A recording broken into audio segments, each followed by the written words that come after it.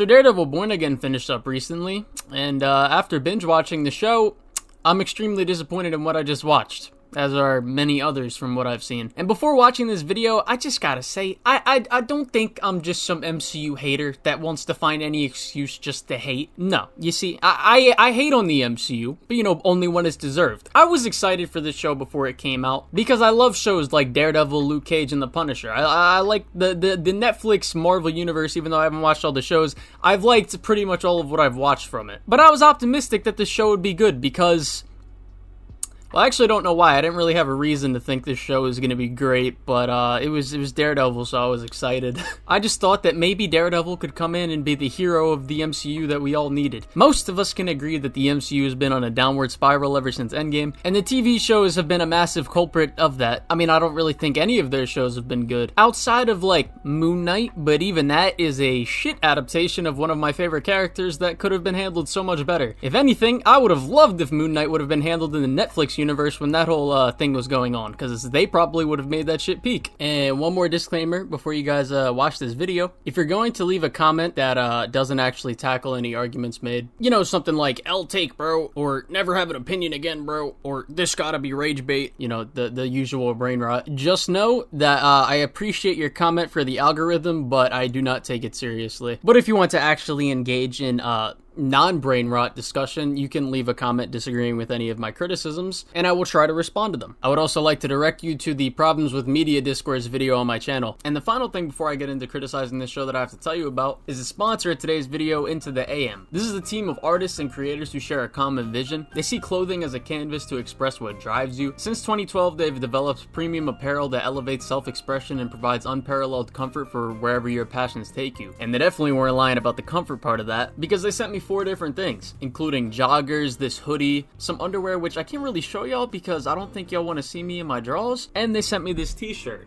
But everything they sent me is like extremely comfortable, and I really like the designs as well. Like the shirt that I just showed y'all and this hoodie, and the colors mixed with like the original designs just look really dope, which is another great thing about them. They only make original designs that you won't find anywhere else. But if you're not someone that likes super crazy designs, then that's okay, because they have a bunch of other designs to choose from, and they just have, you know, casual streetwear. Like these joggers don't have any designs on them, so you can really wear them with anything. So if you're interested in checking out premium comfortable clothing like this, and to get a discount, then make sure to click my link in the description to get 10% off of the entire store. But without further ado, let me get into my problems with each episode individually, as well as my overarching issues with the show as a whole. So let's start off with episode 1. So the show starts off with Foggy risen to Huz, when I guess he's broken up with his last girlfriend who he was about to get married to. He broke up with her off screen, and the show doesn't decide to elaborate on that, but you know, cool, whatever, not that important, right? But then, Foggy has this client person at his apartment to keep him safe.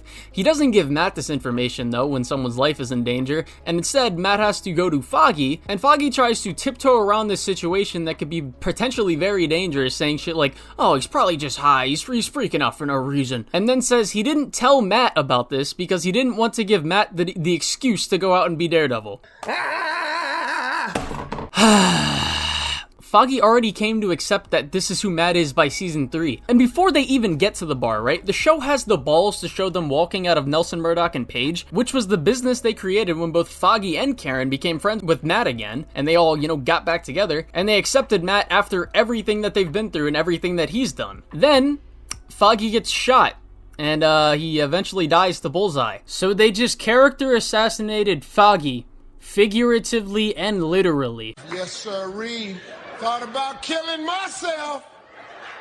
And when I saw this, you know, I questioned, how the fuck is Bullseye out of jail? He literally murdered multiple people in Daredevil Season 3, and the cops know it was him, so how is he not in jail? Well, we see later in episode 9 that Vanessa had him released under a, quote, conditional release pending appeal. That just makes no fucking sense. I mean, Using one quick Google search, I wanted to see what exactly this is, and I found out that the main goal of a conditional release pending appeal is to prevent unnecessary detention while the legal process continues. Release is usually granted to someone with specific conditions, such as financial bond. The defendant may be required to post bail or a surety bond. Well, I don't even know what that word is, I'm not gonna lie. Supervision. They might be placed under the supervision of a probation or pretrial services agent. Travel restrictions. They may be limited in where they can travel, and they have restrictions on contact. They might be prohibited from contacting certain individuals or participating in specific activities. So now I ask, How in the fuck was Bullseye even able to meet these requirements to be able to even obtain this? And how the fuck was Vanessa able to pull this off? Like, surely the legal system isn't so fucking brain dead that they allow the wife of someone who was involved in the same crimes as Dex to get him out of prison, right? Like, surely this universe's legal system isn't that fucking brain dead. Especially when the show literally says that the FBI and other legal institutions are under heavy watch by the higher-ups after what happened in Daredevil Season 3. Like, I'm sorry, but this shit is just so fucking stupid. But moving on, after Foggy gets shot, Matt tries to kill Bullseye.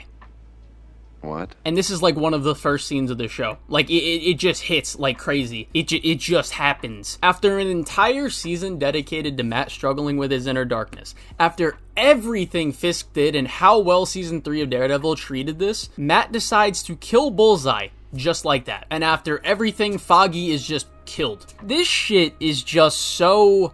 Like, I don't even know the words, bro. How are we gonna have such a fantastic Season 3 that ends with Matt not crossing that line after everything? And then to open this show, after all that, it's just poof, all gone. Like, on one hand, I get why he did it in this moment, but on the other hand, this just feels like a slap in the face. I mean, there's no build-up, there's nothing, it just happened so fast. And I'm not even very conflicted between saying, oh, this was just a very weak way to start the show, because Matt always had that darkness in him, and you could say it finally got the better of him here. But I more so want to say, and what I will stand by, this is completely out of character after what happened in Season 3. Matt had every reason to kill Point Dexter, he had every reason to kill Fisk. Matt overcame that darkness when it was objectively at its worst point that it had ever been in the Netflix show, and he still doesn't kill either of them. So I'm finding it very, very hard to believe that Matt would just, in this moment, just poof, kill Bullseye. Oh, but Foggy's different. Fisk's crimes affected one of his pals.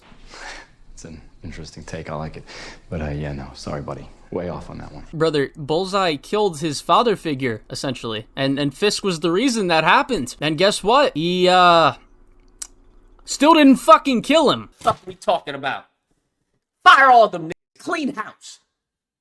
Fucking garbage ass team. Then Matt takes his mask off knowing there's a guy on the roof with him, and the show just plays this off like it's cool, but like, what the fuck? Why would Matt just reveal his identity to this guy? It shows later in the show that he apparently was friends with this guy and like as like a cop or some shit, but the show doesn't exactly give us much with their relationship still, like in the past, that really justifies him or makes us really understand why it's just fine this guy knows his identity. I mean, you think about like Foggy and Karen and, you know, how he didn't tell them. I mean, obviously he tells them later, but like before he told them. And like you think about that and it's just like this shit just feels off. He's just fine with this random dude knowing his identity because I guess he was friends with him beforehand as Daredevil. Goodbye. Also, another thing with this whole Bullseye shit, why the fuck does Matt not ask Bullseye why he did this for over a year? Like, we genuinely don't get a single scene of Matt visiting him and asking him why he did this. Like, what if Fisk put him up to this? He should know Fisk is out of jail, but Matt waits until episode 8, which is over a year later, to question him about this. Like, what the fuck? And on another note, Karen doesn't talk to Matt for a whole ass year. You know, Karen, the person who had been like the glue between Matt and Foggy, the person who stuck with both of them no matter what. Yeah, so she apparently cut Matt off because he was being closed off after Foggy died and he didn't talk to her. Brother, what? So this show expects me to believe that Karen would leave New York and cut Matt off just because he didn't talk to her for a couple weeks after Foggy died. The same person who forgave Matt for not telling her he's Daredevil. The same person who forgave Matt for not telling her that he's still alive after her and Foggy thought that he died. The same person who fought against everyone to help fucking Frank Castle in season 2. And still never gave up on him even, you know, in both seasons of The Punisher. Even after Frank did a lot of things she doesn't agree with. This is the person you expect me to believe that would just cut Matt off.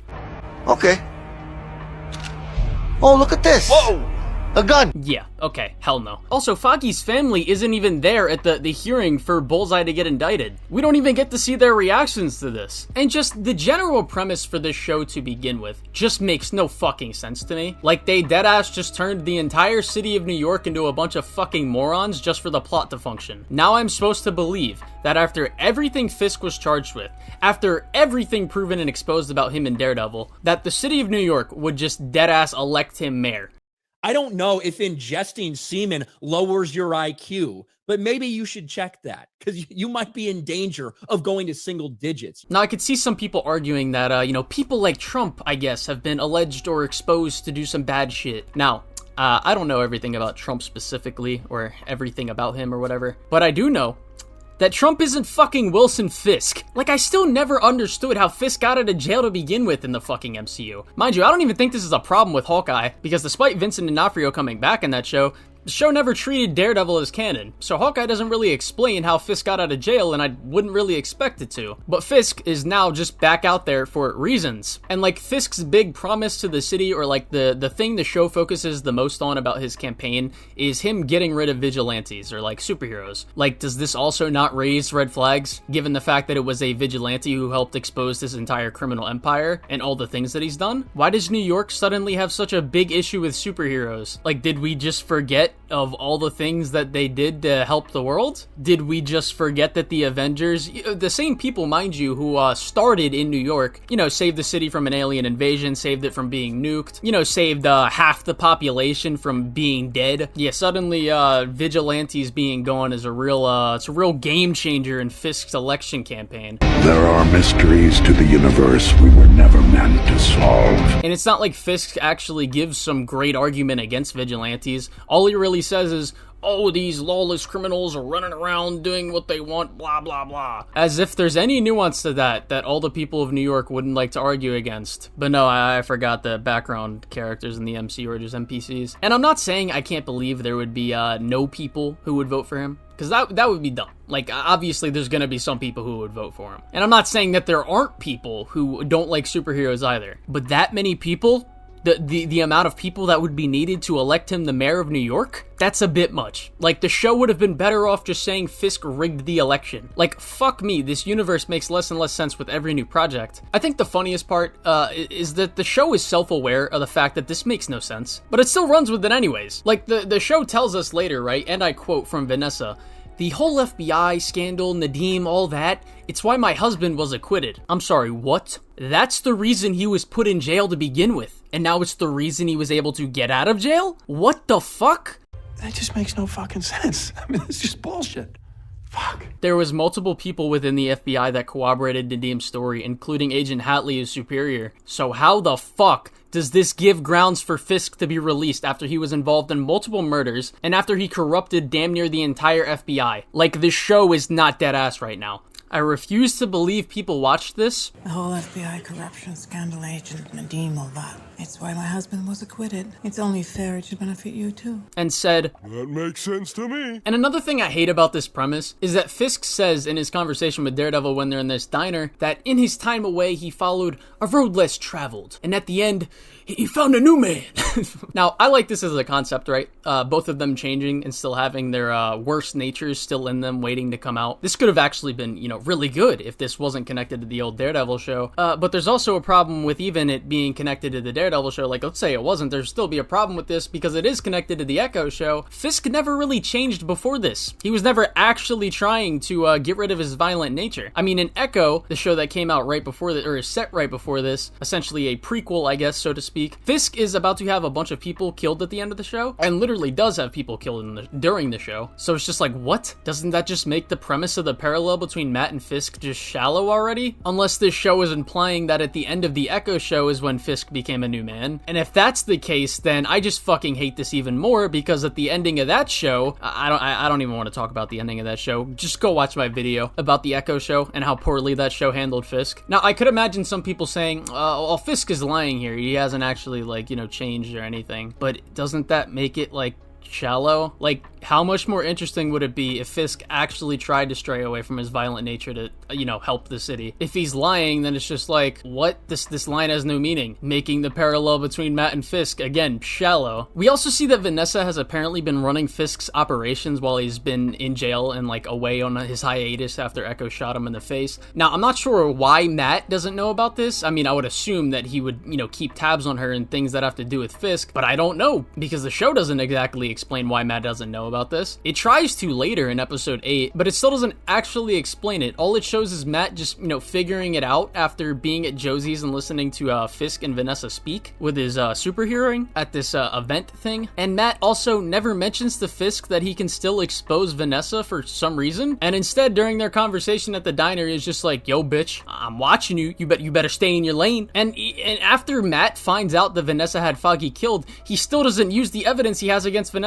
Like, this is such a a massive fucking issue for this entire show, and it's just never accounted for. And another thing about this that makes me mad is that it was such a great writing element in Daredevil Season 3 that Matt used someone Fisk cared about to do the right thing as a direct opposite parallel to Fisk, because, you know, Fisk uses people that others care about to do the wrong thing most of the time. And that was such a great element of parallel between the two characters that are like two sides of the same coin for, you know, Season 1 and 2. And now that trump card that Matt has against Fisk is just not even being brought up now. Also, speaking of Vanessa, apparently she's been getting her back blown out while Fisk was in jail and while he was recovering from being shot in the face, as opposed to being like Vanessa from the original show who stuck with Fisk through it all, you know, after being poisoned or after being on the run for a long time while Fisk was in jail. Like, through everything that they've been through, she's still stuck with Fisk. And now I guess she's had enough and needed some new dick in her life. On a serious note, this is another thing that just feels out of character, and I think that's just for obvious reasons. I can definitely understand someone not being mad at this, I guess, because, you know, people change and people have enough of shit eventually, and I guess this is what happens with Vanessa. My problem is, again, just like the show does with pretty much all the beloved characters returning, it makes Vanessa act differently just for the sake of a character conflict to drive the plot, and the only thing I can think of as to why she's acting this way is something that the show doesn't actually explain. The only thing we get from her throughout the show is just her being like,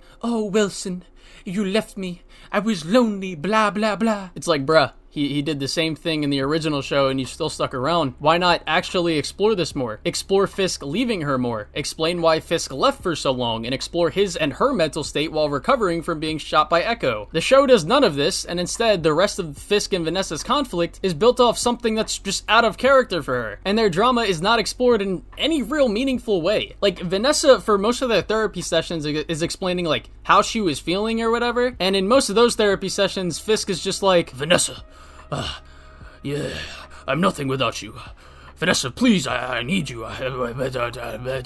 Like, that's the exploration of their conflict. The only thing with depth that actually comes from this is how Fisk keeps the dude who is fucking his wife in a basement and tortures him but doesn't kill him, as that was, you know, part of the whole thing they're doing with Fisk and Matt's parallel of their violent natures coming back and taking over, right? Or maybe not violent nature in Matt's case, even though he does, you know, do things violently. I would more so say, I guess, from a thematic level, it's their true nature or their true self. But eventually Vanessa winds up killing this guy herself, even after, you know, she told Fisk not to kill him. I guess this was her essentially showing her loyalty and love, right? That she forgave Fisk and their relationship can get back to where it was. But other than that, most of it's shallow, and the basis of it is Vanessa being out of character. And the final issue I have with this episode is when Matt says to Detective Guy, "If Fisk gets elected, then the city gets what it deserves." I don't think I need to explain why it's out of character for Matt to say some shit like this. I think that's pretty self-explanatory. Remember in the original show when Matt would like see some wrongdoing and be like, "Oh, this is bullshit," or he would actually try to do something about it? Yeah, now he's just like, "Well, if these fucking idiots elect this guy, then fuck it, that's what they get." It's like, what the fuck? Now, for the rest of the episode, it's gonna be a lot quicker rolling through them, because I'm really gonna only be talking about specific character problems and specific plot issues. The reason I talked about a lot of overarching problems in episode 1 is because, you know, that's where a lot of them root from, and I'll continue to talk about the overarching issues with the show by the end of the video. But now on to episode 2. A problem I have in this episode is this police commissioner. He wants to see Fisk out of office, right? And he's well aware of what type of man that Fisk is. It seems to be one of the only people in the show that is. So now I ask, this starts with him considering resigning the police force, right? And then Fisk essentially forcing him to stick around so that it doesn't affect the cops. But wouldn't he want to stick around and continue being the commissioner to make sure things don't get corrupt, or so that he can try and not let Fisk corrupt anything with him being mayor now? That just makes no sense. The second problem I have with this episode is White Tiger lives with like his niece and his wife and I think one other person, and he's also a known vigilante, you know, so there's a possibility that his house could be raided at any point should they get a tip from someone that, oh, this guy is the White Tiger or whatever, right? Maybe his family knows that he's a vigilante, maybe they don't. It doesn't really matter, and the show doesn't really explain it, because by the time he dies, that's when we see the rest of his family besides his wife, and his identity's already been exposed at that point. But the reason I mention all this is because this guy has his vigilante suit just hiding under his bed, and it's not even deep under the bed. It's like literally in a place where a detective guy just bangs his foot on the box that's holding the costume by accident. This isn't a big issue, but do I need to explain the problem here? It just kind of makes White Tiger look like an idiot. And And another thing about this episode is when White Tiger goes to help the guy who's getting jumped by the two undercover cops, you know, they get into this fist fight, right? And mind you, these cops have guns on them, and they don't pull it out, or at least flash it to him, until after the dude's partner already died. Also, mind you, I don't even think they would mind killing this guy here, because as the show moves along, if they're willing to frame this guy for murder, surely they would have no problem with just shooting this guy for interfering in their investigation, and then just being like, oh, he attacked me, so I had to shoot him. Like, this just makes no sense to me. And my final issue with this episode, so Matt decides to fight these two corrupt cops in this informant that the two corrupt cops were investigating in his apartment. He decides to fight them without a mask. Now, you might be thinking, oh, well, he didn't have his mask on him. Bruh, his original Daredevil suit was literally a fucking sock on his head. Bro could have grabbed a shirt or a towel from the house and covered his face. And I better not hear, well, oh,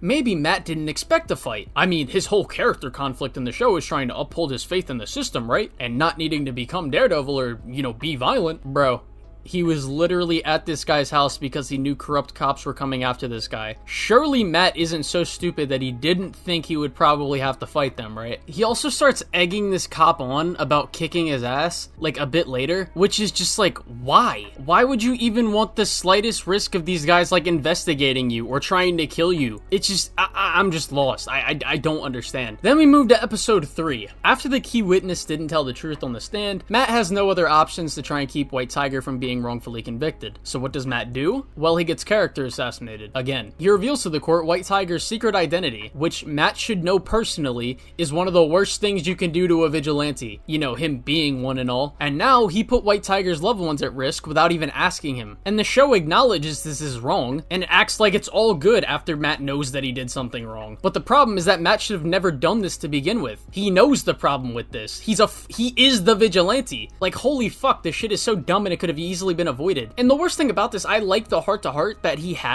Matt has with White Tiger that relates to him being Daredevil. But why couldn't the show make Matt ask him first? And they could still have this conversation at the same time. Like, it's just so frustrating. Then at the end of the episode, I don't really think I would really actually consider this an issue. It's just funny to me. White Tiger is just snuck up on and shot in the head. Again, I don't know how strong or how fast White Tiger is in the MCU. None of us do. He just got introduced. But I just find it funny that this popular vigilante is just killed like this. I mean, surely he's had to deal with people with guns before, right? Surely this guy isn't so ass that he just doesn't hear this dude sneak up on him in the middle of the street and just pop him in his shit like that, right? It's just funny to me that this is how bro goes out. Like, I don't know how this dude hasn't died sooner. Then we move to episode 4.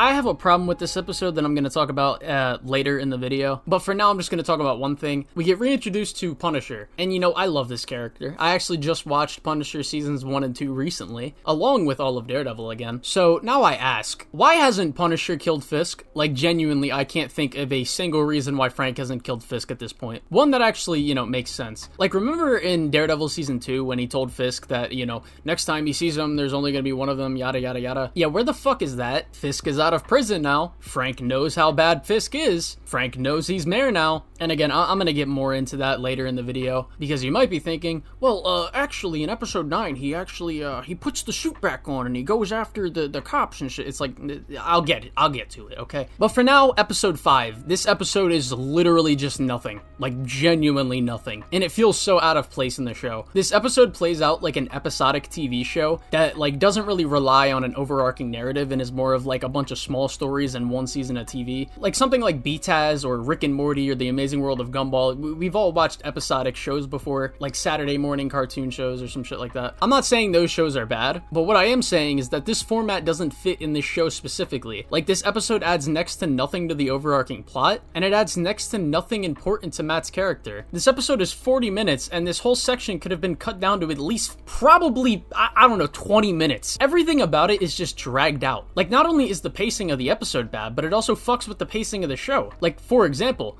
there is a scene where this, like, robber dude is asking this cop to tell him a joke, and it lasts for, like, 3 minutes. Like, you could genuinely remove this episode from the show, and it would feel like nothing changed about the overarching narrative or the characters. But hey, I guess Matt knows Kamala Khan, Miss Marvel's dad now. Okay. Now we move on to episode 6. I can't quite seem to understand how exactly Matt figured out where this serial killer dude was. Like, genuinely, what clue did he get that told him this subway tunnel is where this dude would be? Like, Matt just figures this shit out somehow, some way, and the show doesn't really care to answer us that. Also, how would he even know that the serial killer dude had Angela? Like, he gets a call from Angela's, like, aunt or something, or her mother, one of the two, and he goes out and tries to find her while he's also investigating the serial killer dude. And he puts 2 and 2 together somehow, and he's like, yeah, the serial killer must have Angela. Like, shouldn't he be out listening for her? Like, potentially, if she's not coming home? Shouldn't he be trying to listen for her voice or something like that? I can't make any sense of how he not only found this guy, but also knew that Angela would be with him. Then, when Matt is fighting him, the guy manages to escape after Matt almost kills him.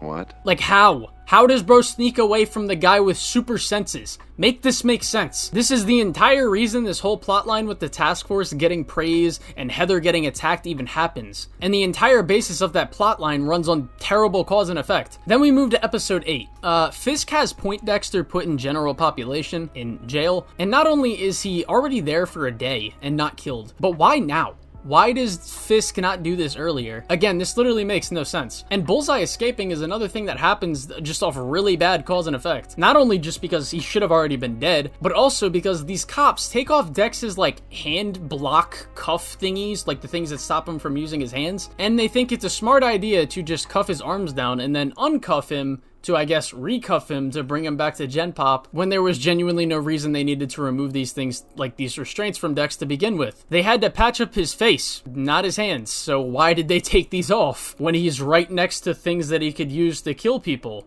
Including them. Absolutely trash. And also, could they not just poison him while he's in the nurse's office? Why would one of the corrupt cops not try this? Remember when Fisk almost had Matt poisoned in Daredevil season 3? Yeah, where the hell is that? Anyways, Bullseye breaks into this event thing that Fisk is running, and he has a sniper lined up on Fisk. And Bullseye, the guy with perfect aim, you know, name being Bullseye and all, yeah, this dude somehow misses. Or maybe he doesn't miss, but he doesn't go for Fisk's head when shooting, and he instead tries to shoot him in the heart, I guess? And the problem with this is that Bullseye obviously knows that Fisk has armored suits from working with him in Daredevil Season 3, so why would he not try to shoot Fisk in the head? Moving on, now we get to the season finale. And I'd say most of my criticisms still stand at this point. There's a moment where Frank finally starts helping, as he should have been the whole time, but apparently in episode 4, he was helping, but it got him where he was, quote unquote. Now, I don't know exactly what that means because the last time we saw Punisher, he was, well, the Punisher. And now apparently something happened that he's where he's like a shell of himself. Does the show explain this? No.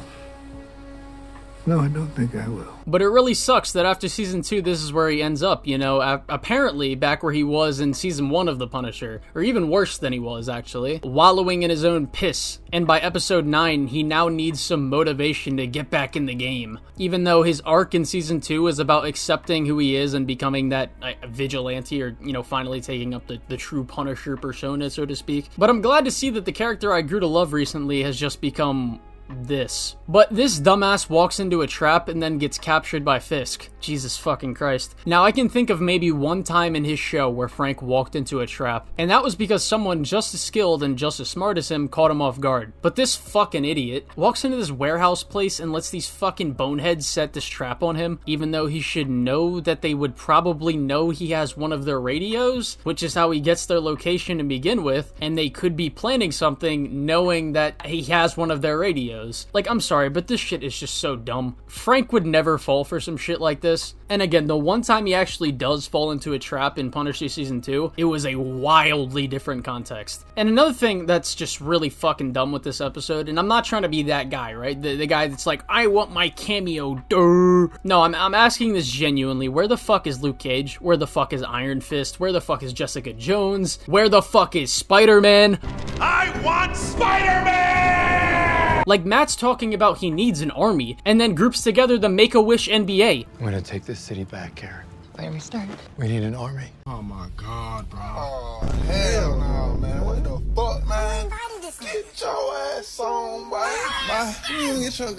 Like, I swear to God, this universe just loves to forget that other heroes exist. Like, I'm sorry, but you couldn't pay these actors to show up for literally 1 second. You couldn't even have like a picture, like a scene where Matt looks at his phone and he's just like, he shows the names of the people or the heroes. He could have even said some shit as simple as like, I need to get Spider-Man. I mean, even the fucking new Thunderbolts movie that's about to come out, the premise for that is a bunch of doofuses are about to deal with a world-ending threat. Like, I just don't get it, man. And now, I didn't have a lot of plot issues or people being out of character issues past episode 1 of this show, other than, of course, the things that I've already talked about. But like I said in the beginning of the video, I do have to talk about the overarching problems that I have with this show that aren't specific instances from a specific episode. Number 1, the side characters are boring as fuck. In the original show, we had great side characters like Karen, Foggy, Stick, Elektra, if that even counts as a side character. We had Father Lantom, Matt's mom, Matt's father, Detective Hoffman and Blake, Detective Mahoney, which, speaking of which, no mention of him in this show, don't know where he is. You had Wesley, Fisk's biggest glazer. I don't like the way he speaks to you, that's all. And that's really the problem when you have people like this who are so delusional and hopping on cock. God damn, get off of him, bro. Etc., right? There's so many characters in that show that had fun personalities and or just good stuff to their character. And now we come to Daredevil Born Again and we have, well, I can't really think of anybody except for like White Tiger and Muse. Like, would someone care to enlighten me on what exactly I should find interesting or what any of you have found investing about Detective Guy that was apparently so trustworthy and close to Matt that he had no problem revealing his identity for reasons that the show doesn't really care to explore much at all? Or what I should find interesting about Kirsten or Matt's love interest? And speaking of Matt's love interest, this bitch has gotta be fucking stupid. Like, on top of the fact that Matt had far more interesting love interests like Karen and Elektra in the original show, you know, characters with actual depth, he now just has this girl who by the end of the show winds up working with Fisk. And there's two fucking incredibly stupid things about this. One, how the fuck does she not know about the shit Fisk has done? And if she does, why does she talk about him like he's not so bad? And that he, and I quote from her, has her vote. Trying to co-opt your story. He wants to use your trauma to boost his narrative. If his narrative is that vigilantes are dangerous, then he's Heather, got my vote.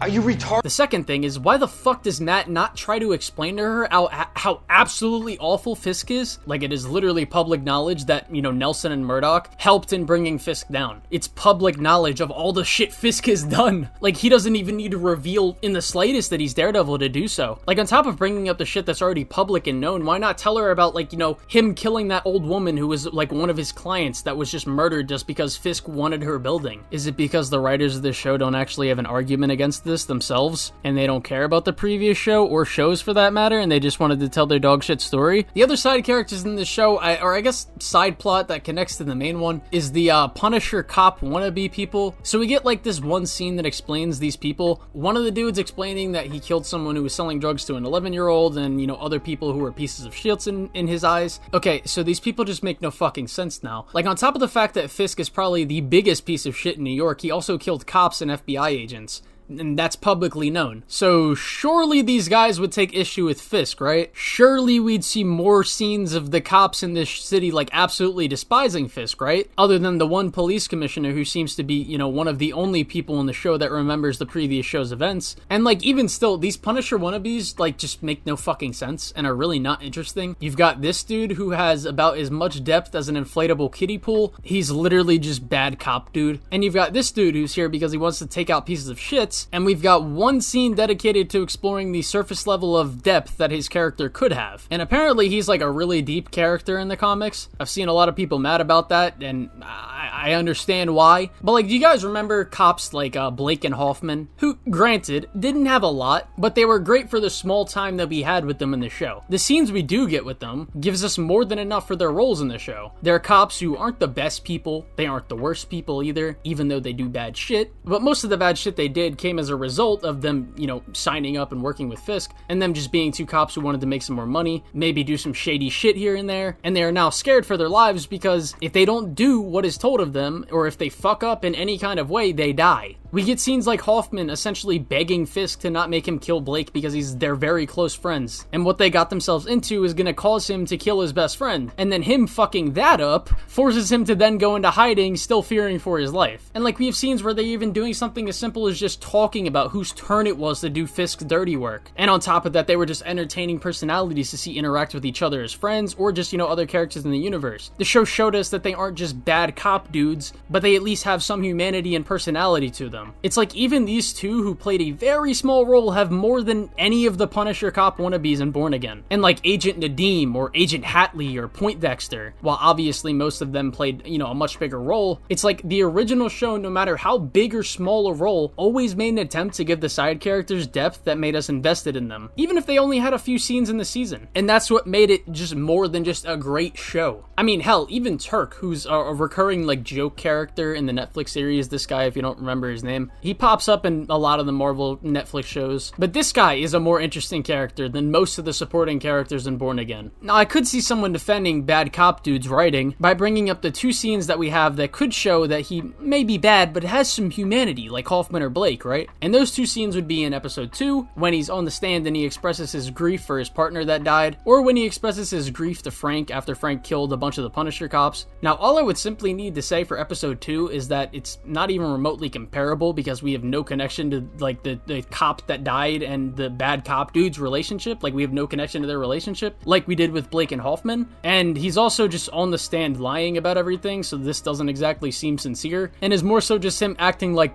bad cop dude. And for the scene where he's talking to Frank and expresses that he hopes it was worth losing men to get Frank, the person he admires, to serve with them, this scene is just so fucking shallow when it could have actually been good. Like, we could get a deeper conversation or argument between Frank and this cop about the differences between what Frank does and what they admire about him or what they think about him. But nope, the scene just plays out like this. Frank, we really admire you, buddy. And then Frank just being like, yeah, that's cool and all. You guys are a bunch of clowns who admire me. Lol. You got no idea what I've been through. L plus ratio, loser. Like, I absolutely loved in Punisher Season 2 where it explored, like, deeper how Frank may not be so different from the people he goes after. And there's meaningful conversations had about this, very topic. Like, even getting to a point where Frank is ready to die because he believes this himself, when he thinks he killed 3 innocent women after going after Billy Russo. Or the scene in Daredevil Season 2 when we get the iconic exchange about morality of killing between the two. It's like scenes like that have so much more to look into. Like, there's nuance and things to analyze. There's been